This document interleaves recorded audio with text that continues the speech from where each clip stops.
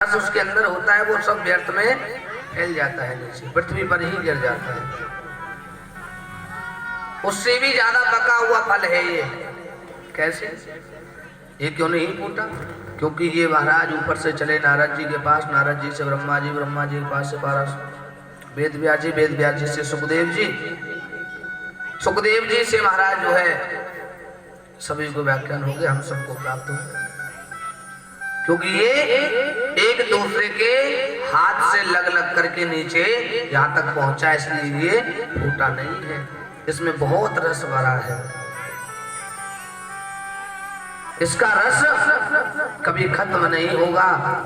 हर बार कथा सुनोगे, जहां भी सुनोगे वहां सब कुछ अलग ही होगा। क्योंकि ये तो ऐसा रस भरा हुआ है, इसमें पता नहीं कितने प्रकार का रस है।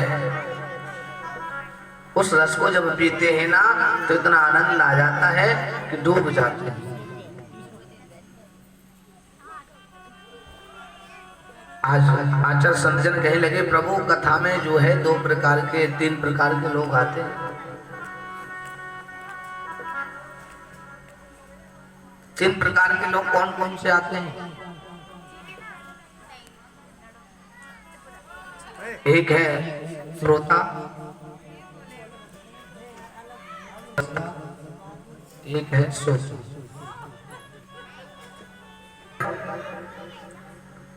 श्रोता कौन है और श्रोता कौन है? जैसे कि एक सुनार है, उसने जो है दो मूर्ति बनाई है। उन मूर्तियों को बनाकर के उसने ये देखा, उसका ऐसा सत्संग में भाव है कि प्रभु के जो नाम को लेता है और प्रभु का जो भक्त होता है उसे सामने को पहचान पाता है या नहीं। उसने केवल उसका एक भाव है। वैसे तो सब कहते हैं कि गोविंद ऐसा है, ठाकुर जी ऐसा है, हमारे कन्हैया ने ऐसे ऐसे काम करे। आज देखते हैं कि एक भक्त को पहचानता है या नहीं।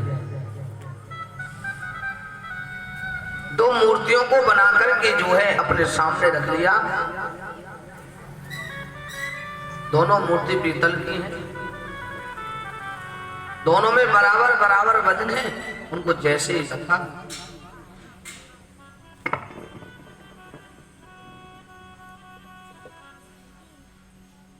जो भी भक्त आवे मूर्ति को बार बार देखे महाराज, कोई मूर्ति को उल्टा करे, कोई सीधा करे।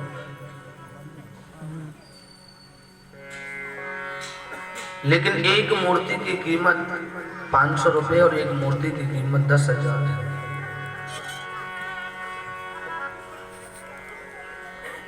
जो मूर्ति की कीमत है, बार बार पूछने लगे महाराज जो 10,000 वाली मूर्ति है उसमें सोना लगा है? नहीं भैया, दोनों ही पीतल की है, लेकिन दामों में इतना अंतर क्यों है? बोले अंतर आप बताओ। हजारों की संख्या में महाराज निकल गए, कोई अंतर नहीं बता पाया। वहां से संतजन जैसी जा रहे, संतों ने देखी भैया काय की भीड़ लगी, हम भी तो चल के देखें। कहा भैया, संतों आए, आकर के देखा, लो मूर्ति बनाई है। ठीक है, संतों ने हाथ को गीला किया, सूतली को बटा, जैसी मूर्ति के कान में डाला ना, सूतली जो है पार चली गई। जैसे पार गई, संतों ने कहा महाराज ये 500 रुपए की है। हाँ, दोबारा से सूतली को बटा, जैसे ही मूर्ति के कान में डाला, जो है सूतली हृदय में उतर गई, बाहर निकली नहीं, अंदर जाने लगी। संतों ने कहा महाराज ये 10,000 रुपए की है।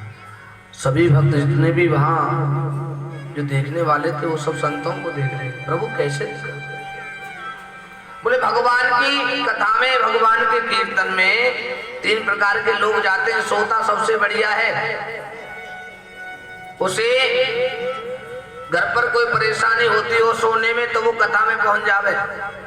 और कथा में जाकर के ऐसी जगह ढूंढे जाए कोई छेड़े ना। आनंद से सोवे, वो तो है सोता, उसे कोई संसार से किसी से कोई मतलब नहीं, कथा में आकर के बैठ जाना और जहाँ जाने का नंबर आ उठ करके प्रसाद लेकर के चल सोता का काम है। सरोता वो है जो इधर से सुनता है और इधर निकाल लेता है, उसकी कोई कीमत होती है नहीं होती। बेकाम करने वाले व्यक्ति को आप हम बुलाया जाए उसे और वो काम ना करे, उसे कुछ दिया जाएगा, मन करेगा देने में, उसकी कोई कीमत होगी? जब काम ही नहीं करेगा तो क्या मिलेगा? कुछ नहीं मिलेगा। सरोता का काम है कि कहीं भी भगवान का कीर्तन हो या कहीं भी चले जाए, हर जगह मिल जाते हैं सरोता। ये कलयुग है, कलयुग में जो है हर जगह मिलेंगे। एक दूसरे की बातें करने में, जैसे कथा में बैठ गए पड़ोसियों से बतलाने लगे, ये सरोता का काम होता है। एमपी बिहार की तरफ में जो आता है ना, सुपारी काटते उधर को, इधर तो हमारी तरफ कम आता है, इधर को आता है वो सुपारी काटने, उसे भी सरोता बोलते हैं। श्रोता कौन है? बोले श्रोता वो है महाराज जो अपने इधर से सुनता और अपने हृदय में उतार लेता है, उसकी जो है कीमत ज्यादा होती है। कहते भगवान की चर्चा जो है ना, इधर से सुनो और अपने हृदय में उतार लो। और ये तो ऐसी कथा है महाराज, इस कथा को अगर भाव से सुने, मन लगा करके, चित्त लगा करके सुनेंगे ना, तो आपके कानों में अगर कहीं खबर लग जाएगी ना कि कथा हो रही है, प्रभु की कथा चल रही है वहां, तो आप वहीं पहुंच जाओगे। एक बार अपने हृदय में उतार लो कि हाँ प्रभु की कथा है। अगर हृदय में उतर जाएगी, भगवान साक्षात आपके हृदय में आ गई है। क्योंकि भागवत कथा जो है मेरे गोविंद का साक्षात एक स्वरूप है, एक अंग है, एक प्राण है।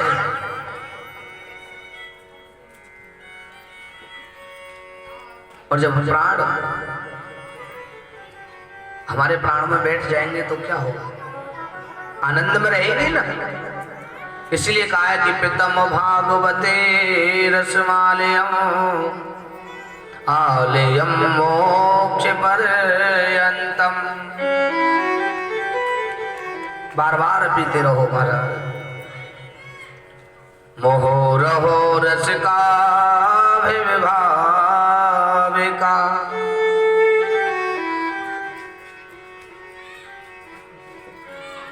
त्वय्य न खलो पुराणी सहते हानि चागना। अज्ञातानोऽधीतानि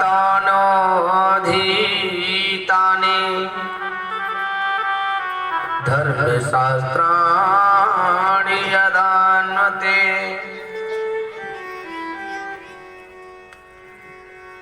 आचार्य संतों ने कहा तो खलन है पुराण कि प्रभु मनुष्य पृथ्वी पर आता है, आपसे वचन देकर के आता है कि मैं पृथ्वी पर जाऊंगा, जाकर के जो है आपका स्मरण करूंगा, आपका चिंतन करूंगा। लेकिन यहां आकर के भूल जाता है। तो मनुष्य का परम धर्म क्या है? मनुष्य की कोई भांति है कह करके भी मुकर जाना।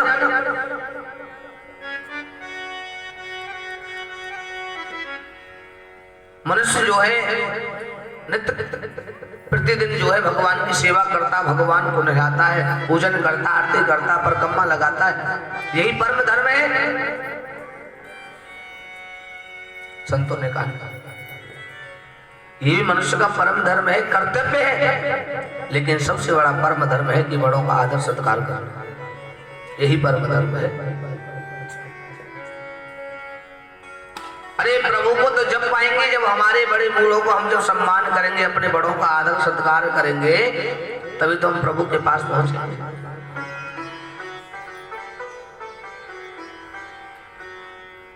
सहते हानि चाघना,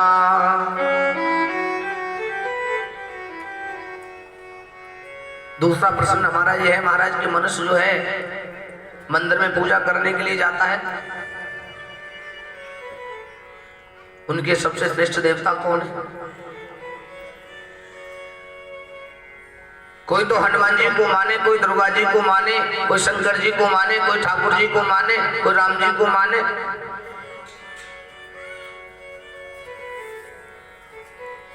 अरे पूजा सबकी करो, प्राण जो है एक में रखो। संतों ने बड़ा सुंदर व्याख्यान गाया, एक साधे सब सधे, सब साधे सब जा। एक साधे सब सदे और सब साधे सब जा। मनुष्य क्या करता है? आज जो है शंकर जी को जल चढ़ाया, शंकर जी की पूजा की, कोई मनोकामना जो है प्रभु से रख दी, ये काम हो जाना चाहिए, और वो काम नहीं हुआ तो शंकर जी की पूजा करना ही छोड़ दिया कि क्या पूजा करें, हमारा काम तो सुनता ही नहीं। दुर्गा जी को पकड़ लिया, दुर्गा जी की खूब भक्ति, खूब आनंद से महाराज भक्ति की। जब उन्होंने भी सुनना बंद कर दिया, उनके छोड़ दिया। जगह जगह नहीं, प्राण जो है, आत्मा जो है एक में रखो, पूजा जो है सबकी करो। पूजनीय जो है ना वो एक है।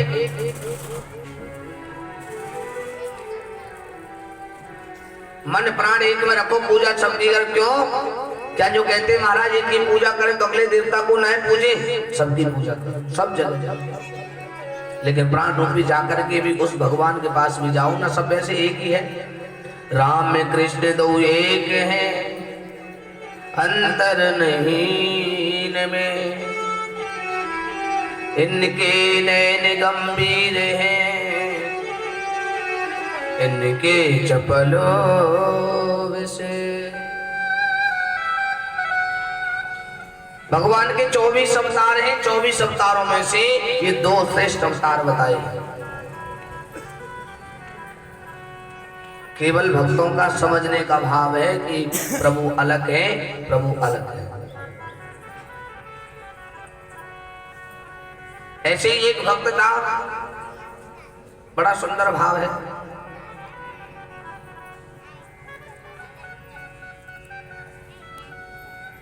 संत थे महाराज, जो भी जब बस्ती से निकल जाते थे ना तो उन्हें सब जो है जज साहब कहा करते थे।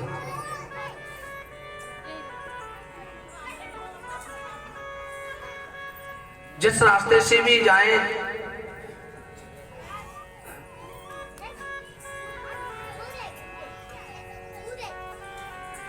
रहम से बोलो, कहने लगे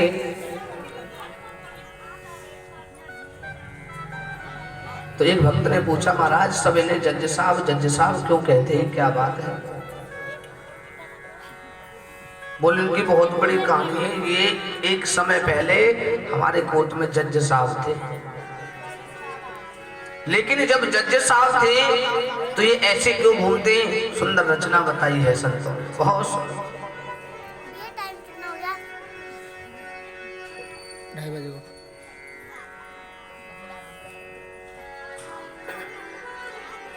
ऐसी सुंदर रचना। एक गांव में किसान है, भोले भगत, प्रभु की सेवा में रहता है, संसार से कोई मतलब नहीं है। उसी गांव में जो है रघुनाथ जी का मंदिर है, उसी मंदिर में सेवा पूजा करता और वहीं जो है विश्राम कर लेता है। कोई भी काम करे उससे पहले कहते कि मेरे रघुनाथ जी जाने।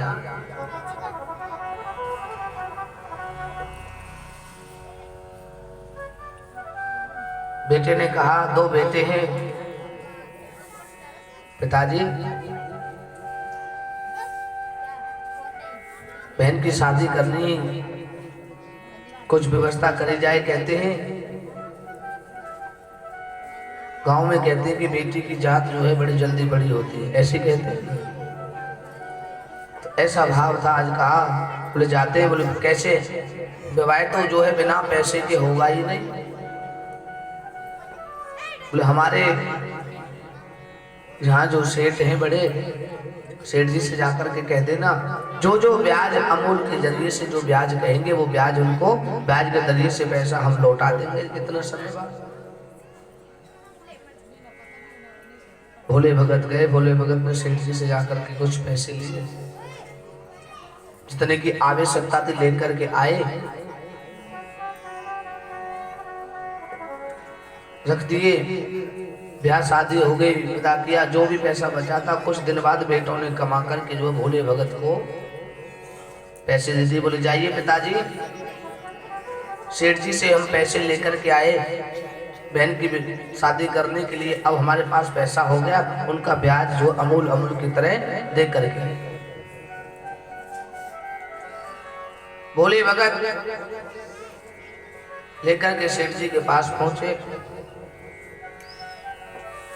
जैसे सेठ जी के पास जाकर के पहुंचे, बोलो महाराज आपसे जो हमने पैसा लिया था अब हम आप उसे पूरा करने के लिए आए हैं, ले जो आपका बनता है वो हमें बताए।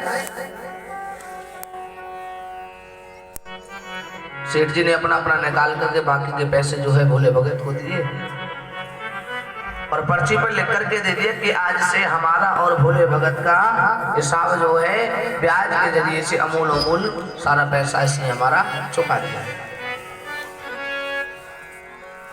सेठ जी जैसी पर्ची देने लगे, भोले भगत ने कहा रे सेठ जी आपने पैसे दिए, हमने पैसे लिए, अपना काम किया, काम करने के बाद पैसा हमारा हुआ, हमने वापस कर दिया, इसमें इस पर्ची की क्या जरूरत है। बड़े भोला आप इस पर्ची को रख लीजिए। सेठ जी ने कहा अरे ये तो बहुत सीधा, इससे क्यों ना हम दोबारा पैसे वसूल कर लें। बोले अगर इसके सामने इस पर्ची को फाड़ के फेंकूंगा तो ये देख लेगा और ये देख लेगा तो कहेगा सेठ जी ने पर्ची को फाड़ा क्यों, तो इसलिए इनको भेजते हैं। बोले जाओ भोले भगत अंदर से सेठानी जी से जो है थोड़ा जल लेकर के आओ। इतने में गए तो जो है आज वो पर्ची अपनी बही में लगा दी सेठ जी, और ऐसे दूसरी पर्ची जो है चील वही बना करके जो है महाराज और दे दिए। बोले जाओ। भोले भगत आया, पर्ची को लेकर के भोले भगत ने जो है रघुनाथ जी के चरणों में छोड़ दी कि रघुनाथ जी जा। वहां से चले, बेटे को पैसे दिए। बोले बेटे ये जो आपने पैसे दिए थे उसमें से ये पैसे बच गए। बोले रघुनाथ जी जा। चल दिए। कुछ समय बाद आज सेठ जी ने जो है केस कर दिया भोले भगत के नाम से।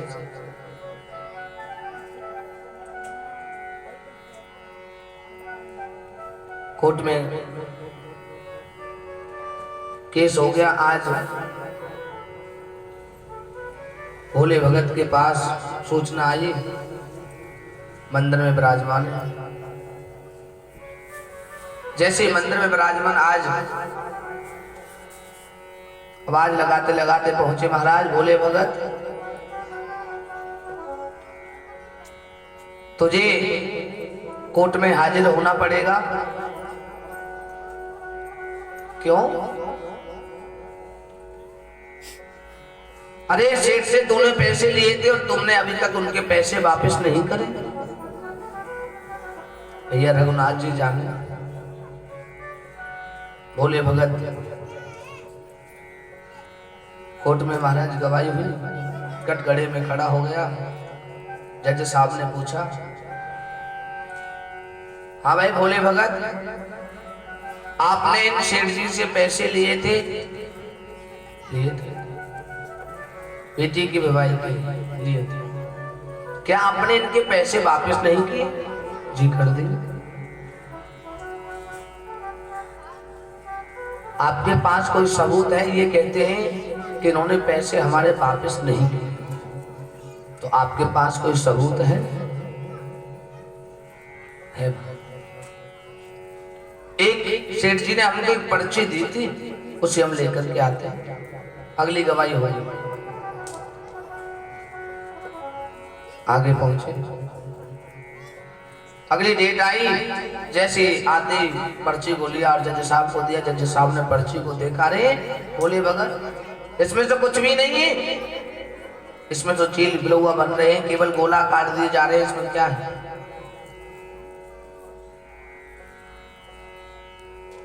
ये सेठ जी ने ही पर्ची दी थी महाराज। अच्छा, बोले भगत तो आप ये बताओ, आपने जब इनको पैसे दिए थे उस जगह पे कोई था? कौन था? बोले मेरे रघुनाथ। सेठ जी भी घूम गए, बोले रघुनाथ कौन था? वहां तो पैसे दिए जब लिए थे तो हम दोनों ही थे।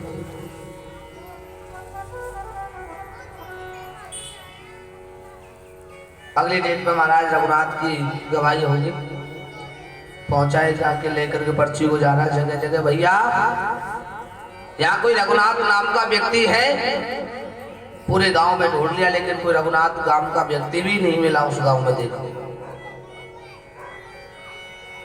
एक ने कहा, बोले महाराज रघुनाथ नाम का व्यक्ति तो नहीं है लेकिन मंदिर जरूर है। बोले हाँ हाँ वही होगा। पहुंचे, वहां जाकर के आवाज लगाई, भैया रघुनाथ नाम कोई व्यक्ति यहाँ रहता है या यही है, कहाँ है? पुजारी जी निकल गया है, कहिए भैया, भैया रघुनाथ नाम, हाँ हाँ रघुनाथ मंदिर यही है। पुजारी जी ने पूरी बात को नहीं सुना। बोले देखना उनके नाम से जो महाराज सम्मान आए हैं, देखो। क्या? हमारे रघुनाथ जी के नाम सम्मान जैसे पढ़ा, पढ़ते कहा हो बोले भगत चलो कोई बात नहीं, जब ये यहाँ तक आ ही गया है तो साइन हम कर देते। साइन पुजारी जी ने कर दिए। शाम को जैसे भोले भगत आया, पुजारी जी ने कहा, चौरे बोले भगत तने कोर्ट में हमारे रघुनाथ को नाम लिखा दियो। अरे सोचा भी नहीं, रघुनाथ कभी गवाही देने गए तो तेरी गवाही देने पहुंचेंगे? भैया रघुनाथ जी जाने। आज पुजारी जी पर्दा लगाकर चले गए, पूरी रात वो यही सोचते रहे। मन में विचार आया, सुबह श्रृंगार करा रहे हैं,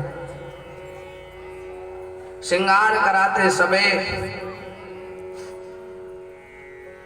कहा, रे महाराज आज तो आपको गवाही देने जाना है। सुंदर सुंदर वस्त्र, नीलांबर, पीतांबर, बागांबर, सुंदर सुंदर वस्त्र सजा करके पुजारी जी ने रख दिए। प्रभु जब गवाही देने कोर्ट में जाऊं ना तो जुनसा भी वस्त्र, जुनसे भी वस्त्र तुम्हें अच्छे लगे उनको पहन जाना, पर लेकिन जाना जरूर, भूल मत जाना, नहीं तो ये भोले भगत इतना विश्वास करता है, तुम्हारी शरण में रहता है।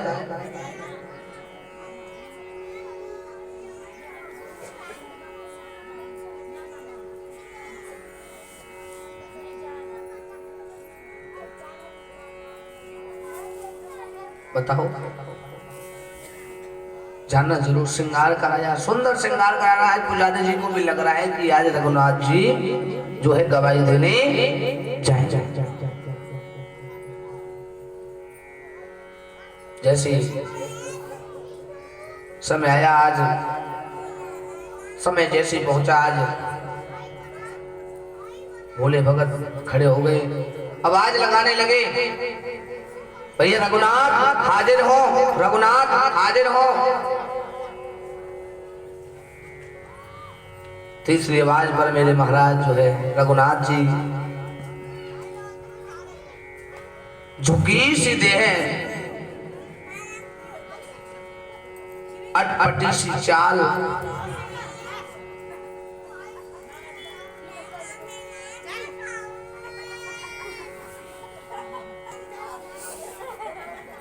अब तो प्रभु जो है आज रघुनाथ जी महाराज कोर्ट में पेश हो गए। जज साहब कुर्सी पर बैठे बैठे देख रहे हैं, इतना सुंदर तेज वृद्ध अवस्था, शीश पगड़ी बांधे हुए महाराज लठिया लिए छड़ी लिए आज पहुंच गए, कटघरे में खड़े हो गए। बोले हाँ जी रघुनाथ हाजिर हो गया, बताइए। हाँ जी रघुनाथ। जज साहब की बेहतरी आवाज की हाजिर हो और कटघरे में मेरे रघुनाथ जी खड़े हैं। जज साहब भूल गया कि ऐसा केस कभी हमारे जीवन में नहीं आया, ऐसा अद्भुत केस है महाराज। देखो कितनी वृद्ध अवस्था है महाराज, कितना तेज है, और ऐसा व्यक्ति तो मैंने अभी तक इतने केस लड़ लिए, इतने केस देखे हैं, लेकिन ऐसा स्वरूप वाला व्यक्ति मुझे कहीं दिखाई नहीं दे। हाँ जी बताएं। इन सेठ जी ने इनको पैसे दिए थे और जब ये भोले भगत इनको वापस करने गए उस जगह पर आप थे? जी हाँ हम थे। क्या सबूत है आपके पास? सबूत जाइए इन सेठ जी की यहाँ 31वें नंबर पर पेज पर जो है 17वें नंबर की बही में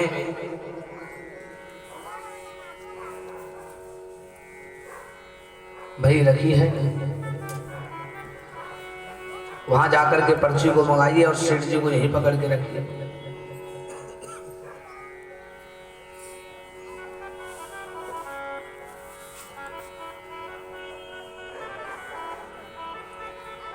जैसे पहुंचे और पहुंच करके वहां से आज लेकर के आए। पर्ची को लाकर के देखा महाराज, आज उसी समय रघुनाथ जी वहां से कटघरे में से चले गए और जज साहब देखने लगे कि कहां गए। सेठ जी को सजा हो गई। अब तो जज साहब कुर्सी से उतर करके आए और भोले भगत के पास पहुंच गया। रे भोले भगत,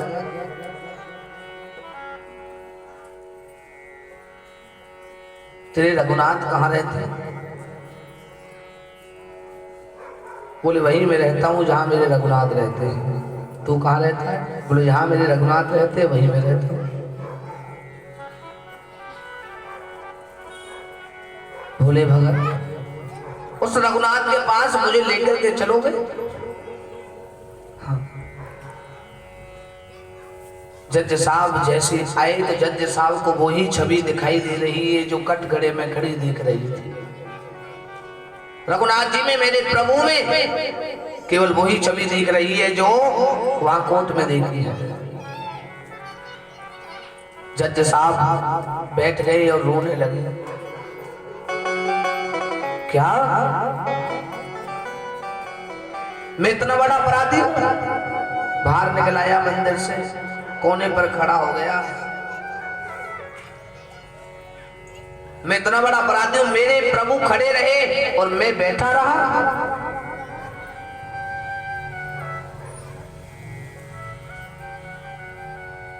मुझे कोई माफ नहीं कर सकता।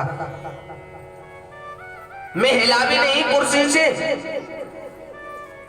और मेरे प्रभु सामने खड़े करके गवाही दे रहे। भूल गया सब कुछ संसार को। अब तो जाता है पूरे गांव में भ्रमण करता है, परिक्रमा लगाता है और मंदिर पे आकर के खड़ा होकर रोने लगता है, बैठता नहीं। लोगों ने पूछा, अरे भैया तुम बैठते काहे नहीं? अरे मैं बैठने लायक हूं ही नहीं, मैं बैठूं कहां से? मैं अपराधी हूं, मैं बैठ नहीं सकता। मेरे रघुनाथ खड़े रहे और मैं बैठा रहा, मैं कैसे बैठे? पूरे गांव में भ्रमण करता है, कोने पर खड़ा होता, बैठता ही नहीं, चलता रहता है, घूमता रहता है। मेरे प्रभु खड़े रहे और मैं बैठा। प्रभु की चौखट पर रहते समय ऐसा व्यतीत हो गया आज मेरे श्याम प्रभु जो जैसे ही सामने आए उसी छवि में, क्योंकि प्रभु ने भी देख लिया कि इसको अगर अलग छवि से स्वरूप से दर्शन देंगे तो ये पहचानेगा नहीं। अरे जिस छवि में इसको हमने देखा है, इसने हमें देखा है, उसी छवि में जाए। मेरे रघुनाथ ने वैसी छवि बनाई आकर के आज प्रभु के सामने इतना रोया, कहा प्रभु आप खड़े रहे मैं बैठा रहा, कितना बड़ा अपराधी हूं। प्रभु ने दर्शन देकर के महाराज ऐसा किया, पूरे गांव में जो है प्रसिद्ध हो गया कि जज साहब उन्हें बता दिया कि महाराज इसलिए इन्हें जज साहब कहते हैं कि ये बैठते नहीं हैं, क्योंकि भगवान इनके सामने खड़े रहे और ये बैठे रहे। हमारे यहाँ कोई अतिथि आवे हम वाको सम्मान ना करें, भाई बैठा मैं नहीं तो अगली